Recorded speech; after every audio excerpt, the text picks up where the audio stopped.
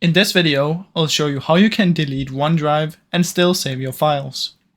Now what you want to do is come here and search for File Explorer. Go to your PC and open up the drive where you have Windows. Mine is on the C drive. Users, your name, and then you should have one called OneDrive. And now in this folder there will be one called Files, and that's where all of your files are. So you can put that anywhere on your desktop or whatever, and then you're gonna save the files by just putting them somewhere else. Then what you want to do is you want to come here and you want to search for apps and features. Now in here, search for OneDrive, and there will be one called Microsoft OneDrive that you can simply click here and press uninstall.